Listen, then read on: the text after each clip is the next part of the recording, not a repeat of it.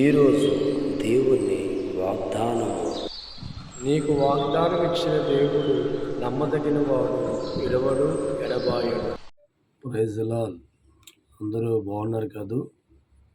దేవుడి మహాకృపను బట్టి మరోసారి ఈ రీతిగా మేము ముందుకు రావడానికి ప్రభు ఎంతగానో కృప చూపించాడు. దైవజనమ ఈ సమయమందు చిన్న ప్రార్థన చేసుకుని దేవుడి యొక్క వాగ్దానం ధ్యానం చేసుకుందాం. పరిశుద్ధుడ, ప్రేమ కలిగిన తండ్రి, మీకు అనేకమైన స్తోత్రాలు. ఉదయకాలమే మీరు మాకు ఇచ్చిన వాగ్దానం బట్టి మీకు వందనాలు చెల్లిస్తూ మీ మాటలు మీరు ధ్యానిస్తుండగా సహాయం చేయమని యేసునామమున అడుగుచున్నాం తండ్రి, ఆమేన్. Praise the lord.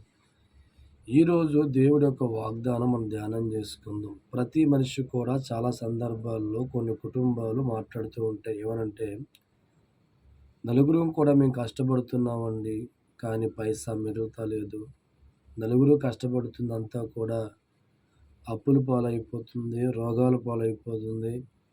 గుడ్డిగా మేము కష్టపడుతున్నాం కానీ ఒక్క పైసా కూడా మేము తినే రుణం లేకుండా పోతుందని చాలామంది బాధపడుతూ ఉంటారు. ఈరోజు అటువంటి వారికి దేవుడిస్తున్న వాగ్దానం గమనించినట్లయితే, కీర్తన గ్రంథం 128 అధ్యాయము 1-2 వచనాలు ధ్యానం చేసినట్లయితే ఒక మాట మనం చూడొచ్చు. దైవజనమ, యెహోవాయందు భయభక్తులు కలిగి ఆయన త్రోవలు నడుచిన వారందరూ ధన్యులు. నిత్యముగా నీవు నీ చేతుల కష్టార్జితము అనుభవించుదవు. నీవు ధన్యుడవు, నీకు మేలు కలుగును. దేవుడు స్తోత్రం. ఎంతకాలం జీవితంలో అందరూ కష్టపడుతున్నా ఆ కష్టార్జితాన్ని మీరు తినటానికి కానీ అనుభవిస్తానికి కానీ లేని జీవితాలు గడుపుతూ ఏడుస్తూ ఉన్నావేమో. ఈరోజు ఉదయకాల దేవుడు నీకు ఇస్తున్న వాగ్దానం, దేవుడి పట్ల భయభక్తులు కలిగిన వ్యక్తిగా జీవితాన్ని కలిగి ఉన్నట్లయితే, దేవుడు త్రోవలో నడిచే వ్యక్తిగా మీరు ఉన్నట్లయితే, దేవుడిస్తున్న వాగ్దానం, నిత్యముగా నీ చేతుల కష్టార్జితాన్ని నువ్వు అనుభవిస్తావు. ఎంత చక్కని వాగ్దానం దేవుడిస్తున్నాడు. దైవజనమ, ఏ చేతులతో ఈ లోకంలో కష్టపడి 4 రూపాయలు సంపాదించుకుంటున్నావో అది రోగాల పాలు కాదని, అప్పుల పాలు అవదని, నువ్వు సంపాదించుకున్నది నీ నోటికి ఆహారంగా మారుస్తానని పరిశుద్ధ గ్రంథంలో ఉన్న దేవుడు ఈరోజు మనకు వాగ్దానం చేస్తున్నాడు. నా ప్రియమైన దైవజనమ, ఈ ఉదయకాలమే దేవుడిచ్చిన వాగ్దానం ధైర్యం తెచ్చుకో.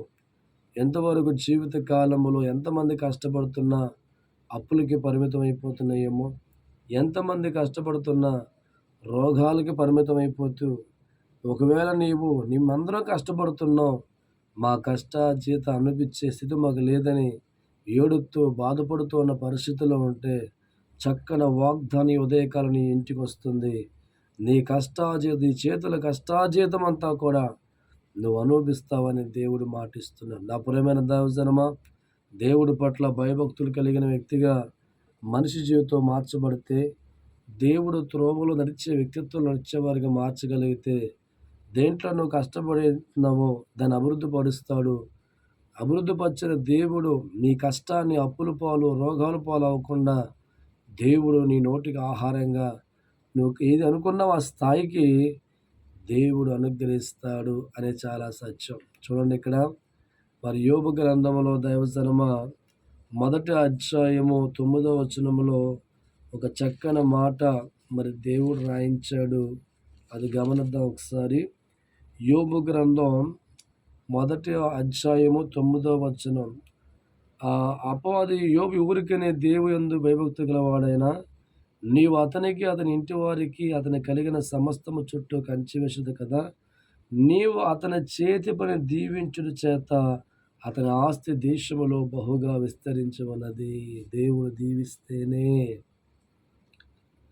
దేవుడు దీవించుట చేత యోబు గారి యొక్క చేతురుత్తు పనులు ఆస్వాదించడం ద్వారా యోబు గారి ఆస్తి ఆ దేశంలోనే బాగా విస్తరించి ఉందని పరిశుద్ధ గ్రంథంలో దేవుడు మాట్లాడుతుంది. నిజమే దైవజనమా, ఒక మనిషి పట్ల దేవుడు ఆశీర్వదించాలి అని ఒక కోరిక దేవుడికి లేకపోతే, మనం ఎంత కష్టపడుతున్నా, ఎన్ని ప్రయత్నాలు చేస్తున్నా, ఆ ప్రయత్నాల వల్ల వచ్చే ఫలితాన్ని అనుభవించలేని వ్యక్తులుగా మారిపోతాం. నా ప్రియమైన దైవజనమా, నీ యొక్క చేతుల కష్టార్జితాన్ని ఎంతవరకు నీ కుటుంబం కష్టపడుతూ ఉంటే, తల్లిదండ్రులు కష్టపడుతూ ఉంటే, ఫ్యామిలీ కష్టపడుతూ ఉంటే, కష్టపడిందంతా కూడా అప్పులోలికి, రోగాలకి సరిపోయే పరిస్థితిలో ఉండి దుఃఖపడే వ్యక్తిగా ఉంటే, ఈ ఉదయకాలం దూరిస్తున్న వాగ్దానం నిశ్చయముగా నీ చేతుల కష్టార్జితాన్ని నువ్వు అనుభవిస్తావు.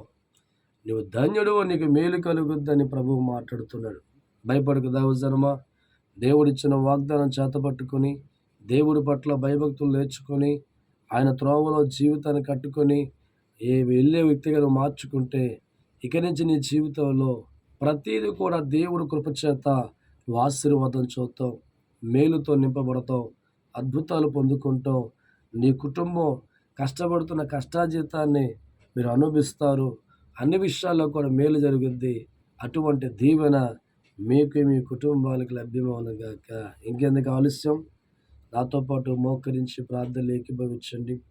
పరిశుద్ధుడా, ప్రేమ కలిగిన తండ్రి, మీకు అనేకమైన స్తోత్రాలు తండ్రి. ఈ ఉదయకాలమే మాకు ఇస్తున్న వాగ్దానం బట్టి వందనాలు. నిత్యముగా నీ చేతుల కష్టార్జితాన్ని నువ్వు అనుభవిస్తావు. నీవు ధన్యుడివి, నీకు మేలు కలుగుద్దని వాగ్దానం చేస్తున్నావు. నిజమే ప్రభా. నీ యందు భయభక్తులు కలిగి నీ త్రోవలో నీ ఉండాలని కోరుకున్నప్పుడు ఎన్నో ఆశీర్వదించే కార్యం చేస్తావు తండ్రి.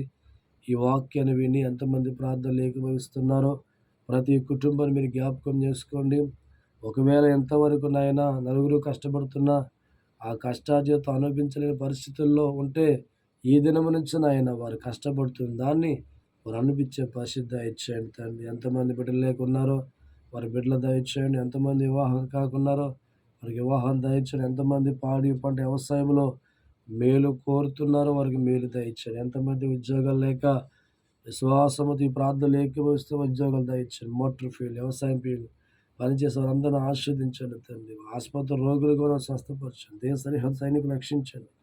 ఈ రీతిగా ప్రభా ప్రతి ఒక్కరికి నీ వాగ్దానం అమలుపరిచి సహాయం చేయమని మా రక్షకుడు మీ కుమారుడైన యేసు పుణ్యనామం అడుచున్నాము తండ్రి. Amen. God bless you, all of you.